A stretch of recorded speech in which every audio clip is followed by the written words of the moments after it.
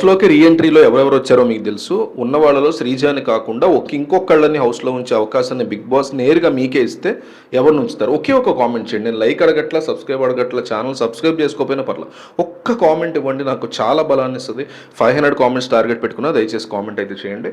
హౌస్‌లో ఎవరెవరు వచ్చారు, నామినేషన్స్ ఎట్లా జరిగాయి, అసలు ఏం జరుగుతుంది హౌస్‌లో అనే కథని ఈ వీడియోలో క్లియర్ కట్గా తెలుసుకుందాం, అన్నీ మాట్లాడుకుందాం. సో కామెంట్ మాత్రం నాకు ఇంట్రెస్టింగ్గా ఇవ్వండి.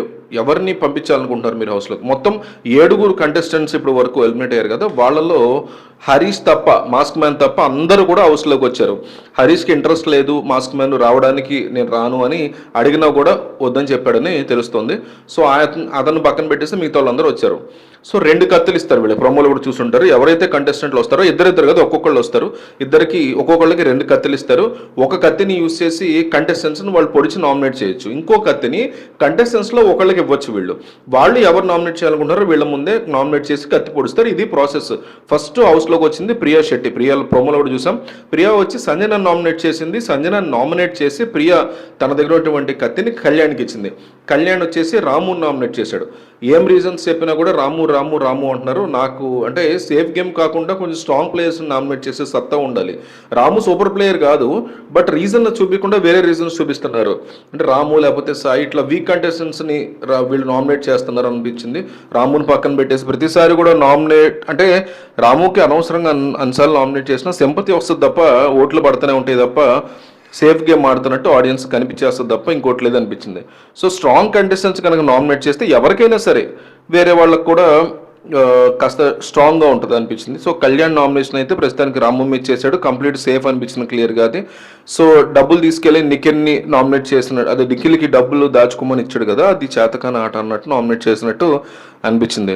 సో ఇదంతా కంప్లీట్ సేఫ్ నామినేషన్. తర్వాత ఫ్లోరా వెళ్ళారు హౌస్లోకి. ఫ్లోరా సైని రీతుని నామినేట్ చేసింది ఫ్లోరా. ఆ తర్వాత ఫ్లోరా సంజన చాలా మంచి ఫ్రెండ్ కదా, కత్తి సంజనాకి ఇస్తారని మనం ఎక్స్పెక్ట్ చేస్తాం, కానీ సంజనాకి ఇవ్వకుండా సుమన్ శెట్టికి ఇచ్చారు. ఇది విచిత్రం. సో ఈవిడ ఎపిసోడ్స్ చూడలేదేమో, మరి బిజీ ఉన్నారేమో. సో సుమన్కి ఇస్తే సుమన్ ఖచ్చితంగా సంజనాన్ని నామినేట్ చేస్తాడు అని తెలుసు, ఎందుకంటే తొక్కలో చెప్పినందుకు నేను చేస్తాను సంజనాన్ని ఎప్పటి నుంచో చెప్తున్నాడు. సో అట్లాంటి వ్యక్తి చేతిలో తీసుకెళ్ళి ఇది పెట్టింది. సో ఎపిసోడ్స్ అయినా ఆవిడ చూడలేదు, లేదా బయటకు వెళ్ళిన తర్వాత సంజన నాతో హౌస్లో ఉన్నప్పుడు నాతో లేదని ఆవిడ ఏదన్నా లైవ్ ఇంకోటో చూసి లేకపోతే ఫ్యామిలీ చెప్పు అనుకుని ఉండొచ్చు. సో రీజన్ ఏంటనే తెలియదు, కానీ సంజనకు అనుకోకుండా సుమన్కి ఇచ్చారు తీసుకెళ్ళి. సుమన్ ఏమో సంజన నామినేట్ చేశాడు. ఇండైరెక్ట్గా ఫ్లోరా సైని నామినేట్ చేసినట్టు అయింది సంజనని. సో సంజన కూడా నామినేషన్లోకి వచ్చింది, రాము రాథోడ్ వచ్చారు. తర్వాత మనీష్ వెళ్ళి లోపలికి. మనీష్ కళ్యాణ్ నామినేట్ చేశాడు. అండ్ మనీష్ అండ్ శ్రీజ తనున దూరంగా ఉండమని ఇండైరెక్ట్గా చెప్పి కళ్యాణ్ నామినేట్ చేసినట్టు అయింది అనుకుంటున్నాను నేను. దీని మీద ఎగ్జాక్ట్ ఇన్ఫో లేదు. సో తనూజకి దూరం ఉండడం వల్ల కళ్యాణ్ నెగిటివ్ అవుతాడనే వాళ్ళు కూడా ఉన్నారు, పాజిటివ్ అవుతాడనే వాళ్ళు కూడా ఉన్నారు.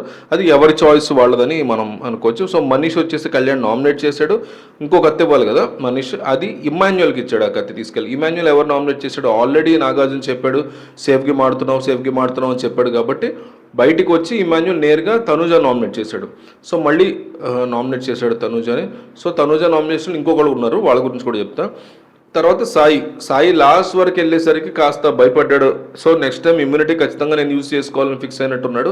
మంచి పని చేశాడు, ఇమ్యూనిటీ అయితే వెంటనే యూజ్ చేసుకున్నాడు. ఆ ఇమ్యూనిటీని యూజ్ చేసుకుని ఈ వారం సేఫ్ అతను నామినేట్ చేయడానికి లేదు. కెప్టెన్ ఎట్లయితే నామినేట్ చేయరో అతను కూడా ఎవరు నామినేట్ చేయరు. So Manish, Priya, flora. తర్వాత భరణి ఎంట్రీ ఇచ్చాడు. భరణి వచ్చి సంజనాన్ని నామినేట్ చేశాడు. నామినేట్ చేసి నిఖిల్కి కత్తి ఇచ్చారు. నిఖిల్ ఎవరు నామినేట్ చేస్తారు? నిఖిల్ తనుజ నామినేట్ చేశాడు. సో డబ్బులు కొట్టేసిందనే రీజన్స్ కావచ్చు, ఏ రీజన్స్ అయినా తనుజాన్ని నామినేట్ చేశాడు నిఖిల్. ఆ తర్వాత భరణి తర్వాత శ్రీజ హౌస్లోకి వచ్చి కళ్యాణ్ నామినేట్ చేసిన తర్వాత వెంటనే కత్తి మాధురికి ఇచ్చింది. మాధురి ఏం చేసింది? రీతు నామినేట్ చేసింది. ఇట్లా జరిగింది హౌస్లో. సో ఈ రకంగా రీతు కూడా నామినేషన్స్లోకి వచ్చేసింది. తర్వాత సృష్టి వర్మ వచ్చి డీమన్ నామినేట్ చేసింది. అందుకని చెప్పి డీమన్ని గేమ్ మార్చుకోమని చెప్పినట్టుగా అనిపిస్తుంది. డీమన్కి అందరూ చాలా చెప్పారు. మిడ్ నైట్ టాస్క్లో కూడా వీళ్ళ మధ్య అదే క్లోజ్నెస్తో కబుర్లు చెప్పుకుంటూ డీమన్ అండ్ రీతు కూడా ఉన్నారు. సో క్లియర్ కట్గా కనిపిస్తుంది. మొన్న జరిగిన మిడ్ నైట్ టాక్లో కూడా రమ్య ఉన్నప్పుడు నన్ను సరిగా పట్టించుకోలేదు అని డీమన్తో మాట్లాడినట్టు మనం మిడ్ నైట్ జరిగిన దాంట్లో చూసాం. డ్యాన్స్ చేసినప్పుడు అయ్యేషాతో నేను డ్యాన్స్ చేసినప్పుడు నువ్వు జలస్ ఫీల్ అయ్యావు అని కూడా రీతుని డీమన్ పవన్ అన్నాడు. ఇవన్నీ కూడా క్లియర్గా చూపించాడు. దాని గురించి అంతా కూడా ముందు రోజు నైట్ జరిగిన డిస్కషన్స్. సో ఈ కైండ్ ఆఫ్ డిస్కషన్ రమ్య ఏదో చైన్ ఇవ్వడం వీటి గురించి మాట్లాడుకున్నారు వీళ్ళు. పీనట్ బటర్ ఇట్లాంటి దాని గురించి కూడా వీళ్ళు గొడవ పడ్డారు. చిన్న విషయం అంతే. సో పిసా పిసా అని ఒక వీడియో కూడా ఒకటి వైరల్ అవుతుంది వీళ్ళిద్దరికి సంబంధించి. డీమన్ని రీతుని తిడుతున్నటువంటి వీడియో, పిసా పిసా అనేటువంటి కామెడీ, గుసగుస అంటే పిసా పిసా అనుకుంటారు. అది చాలా కామెడీగా కట్ చేశారు ఎవరో ఎడిట్ చేసేటప్పుడు కూడా.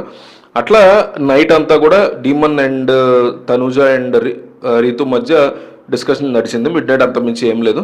తర్వాత ఇక మళ్ళీ నామినేషన్స్ విషయానికి వచ్చేసరికి అంటే బయట జనాలేమో ఎప్పుడు డీమన్ అలాగే రీతు దొరుకుతారా, వాళ్ళ వీడియోస్ ఎప్పుడు వేద్దామని చూస్తూ ఉన్నారు. సోషల్ మీడియా కూడా అట్లాగే ఉంటుంది కదా. సరే మళ్ళీ నామినేషన్స్ విషయానికి వస్తే సృష్టి వర్మ డీమన్ పవన్ని నామినేట్ చేసిన తర్వాత సృష్టి వర్మ తన కత్తిని రాముకి ఇచ్చిందంట. ఇచ్చిన తర్వాత ఎందుకంటే కెప్టెన్సీ టాస్క్లో అప్పట్లో రాము సృష్టికి హెల్ప్ చేశాడు కాబట్టి దాన్ని తాను సమాధానం చెప్పుకోవాలనే ఒక బాధ్యతతో రాముకి కత్తి ఇచ్చినట్టుగా చెప్పింది. ఆ రీజన్, ఆ టాస్క్లో అప్పట్లో నాకు హెల్ప్ చేసావు కాబట్టి నేను హౌస్లోకి వెళ్ళిపోయి మళ్ళీ బయటకు మళ్ళీ లోపలికి వచ్చిన తర్వాత కూడా ఇవ్వడం అనేది గొప్ప విషయం. సో రాము వచ్చేసి గౌరవ్ నామినేట్ చేసాడని తెలుస్తుంది. నామినేషన్స్లో ఆ రకంగా గౌరవ్ కూడా ఎంటర్ ఇచ్చాడు. మాస్క్ మ్యాన్ అయితే హౌస్లోకి రాలేదు.